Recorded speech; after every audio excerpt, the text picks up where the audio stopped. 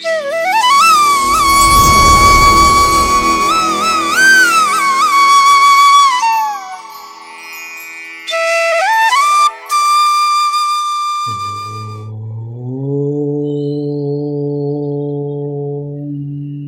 సమర్థ సద్గురు సాయినాథ్ మహారాజ్ కీ జై. ముందుగా సాయి భక్తులందరికీ నమస్కారం అండి. వీడియో చూస్తున్న ప్రతి ఒక్కరిపైన ఆ సాయినాథుని ఆశీస్సులు ఉండాలని, బాబా గారి భక్తులందరూ ఎప్పుడూ కూడా ఆనందంగా సంతోషంగా వారి జీవితాన్ని గడపాలని మనస్ఫూర్తిగా కోరుకుంటూ ఈ వీడియో స్టార్ట్ చేస్తున్నాను ఫ్రెండ్స్. ఈరోజు బాబా గారు తన బిడ్డలందరితో కూడా ఒక మాట చెప్తూ ఉన్నారండి. ఈరోజు సందేశంలో తన బిడ్డలతో బాబా గారు ఏమంటున్నారంటే, బిడ్డ నిన్ను హెచ్చరిస్తున్నాను, ద్వారకామాయి నీ కోసం ఒక పిలుపు పంపింది తల్లి, అశ్రద్ధ చేయకుండా వెంటనే విను బిడ్డ అని బాబాగారు అంటూ ఉన్నారు ఫ్రెండ్స్. ఇంకా బాబాగారు ఏం చెప్తున్నారంటే, బిడ్డ ప్రస్తుతం నువ్వు ఉన్న పరిస్థితులలో ఎవరు ఎన్ని చెప్పినా నమ్మేలా లేవు. ఎందుకంటే నీకు ఎదురవుతున్న కొన్ని సంఘటనలు, సమస్యలు, బాధలు, కష్టాలు ఇవన్నీ నిన్ను వెంటాడుతున్నందువలన ఎవరు ఎలాంటి వారు, అసలు వారు నీకు మంచి చేస్తారా లేక చెడు చేస్తారా అనే విషయం కూడా నీకు అర్థం కావడం లేదు. ఇప్పటి వరకు నువ్వు ప్రతి ఒక్కరిని నమ్మావు తల్లి. అందరూ నా వాళ్ళే అని అందరి మంచి కోరావు. కానీ చివరికి నీకు ఏం మిగిలింది? అందరూ మంచివారే, అందరి మనసు ఒకేలా ఉంటుంది, ప్రతి ఒక్కరూ కూడా ఒకేలా ఆలోచిస్తారు అని అనుకోవడమే నువ్వు చేసిన మొదటి తప్పు. నా బిడ్డవైన నీది ఎంతో మంచి మనసు తల్లి. కానీ బిడ్డ, ఎప్పుడూ కూడా అందరూ నీలానే ఉంటారు, నీలానే ఆలోచిస్తారు అని అనుకోవడం తప్పు. ఎందుకంటే నీతో మంచివారు ఎలా అయితే ఉంటారో అలానే నీతో మంచిగా నటించేవారు కూడా అలానే ఉంటారు. వారితో కొంచెం జాగ్రత్తగా ఉండు తల్లి.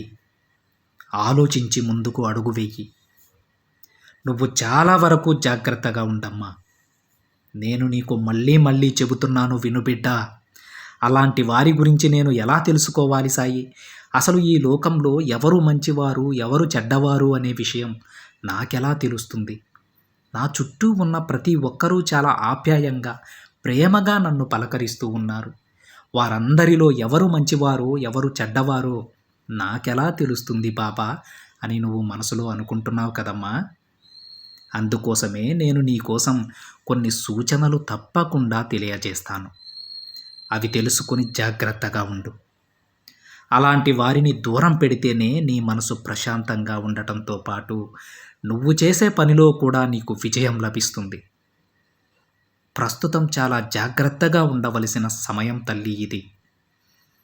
బాగా ఆలోచించి నీ కుటుంబ సభ్యులతో నీ మనసులో అనుకున్న పని గురించి వివరంగా వారికి మాత్రమే తెలియపరచు.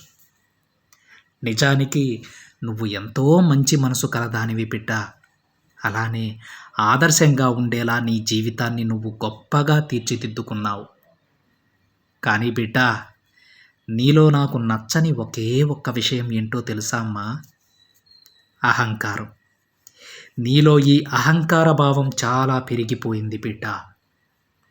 అహంకారం అనే అంధకారం నుండి నువ్వు బయటపడకపోతే నువ్వు చాలా నష్టపోతావు. ఈరోజు నీతో ఉన్నవారు ప్రేమతో ఉన్నవారు కాదు. కేవలం నీ దగ్గర ఉన్న ధనం వలనే వారు ఈరోజు నీ దగ్గర ఉన్నారు. వారి అండ చూసుకుని నువ్వు నాకేంటి అనే అహంకార భావంతో ఉన్నావు బిడ్డ. నీకు మంచి జరగాలి, మంచే చేయాలి అనే వారిని దూరం పెట్టి నీ డబ్బు చూసి ఆశపడి నిన్ను మోసం చేయాలి అనే వారిని నమ్ముతూ ఉన్నావు బిడ్డ. ఒక రకంగా చెప్పాలంటే నువ్వు మోసపోతున్నావు. ఎన్నో సంవత్సరాలు స్నేహం చేసిన ఒక వ్యక్తి వ్యక్తిత్వం గురించి ఎవ్వరూ కూడా అంచనా వేయలేరమ్మా. అది ఎప్పుడు తెలుస్తుందో తెలుసా? ఒక వ్యక్తికి డబ్బులు ఇచ్చి అది తిరిగి తీసుకునేటప్పుడు తెలుస్తుంది. అలానే ఇంటిని బట్టి కూడా వారి గుణాన్ని అంచనా వేయలేం బిడ్డ. వారు భోజనం వడ్డించేటప్పుడే వారి గుణం అర్థమవుతుంది. మంచివారి చేత్తో గంజి తాగినా తృప్తిగా ఉంటుందమ్మా. అదే అహంకారంతో పంచభక్ష పరమాన్నాలు పెట్టినా అది వెగిట పుడుతుంది. తల్లి, నిన్ను అమితంగా ప్రేమించే వారిలో నీ సాయి కూడా ఉన్నాడని గుర్తించు. నువ్వు అనుకున్న పని వెంటనే జరగలేదని నా మీద కోపంగా ఉన్నావు కదా! అలా ఎప్పుడూ అనుకోకు బిడ్డ. నువ్వు కోరింది కోరినట్టు జరిగే సమయం ఆసన్నమైంది. కానీ నువ్వు మోసపోతుంటే నేను చూస్తూ ఉండలేను బిడ్డా. నువ్వు ఎంతో మంచిదానివి. కాకపోతే కొంచెం అహంకారం ఉంది. అంతేకాని నీలో ఎలాంటి కల్మషం లేదు. నా బిడ్డని నేను ఇలా చూస్తుంటే నాకు ఎంతో బాధగా ఉందమ్మా. ఎందుకో తెలుసా? నువ్వు ఎన్నో రోజుల నుంచి, ఎన్నో సంవత్సరాల నుంచి ఎన్నో బాధలతో సతమతమవుతూ వచ్చావు.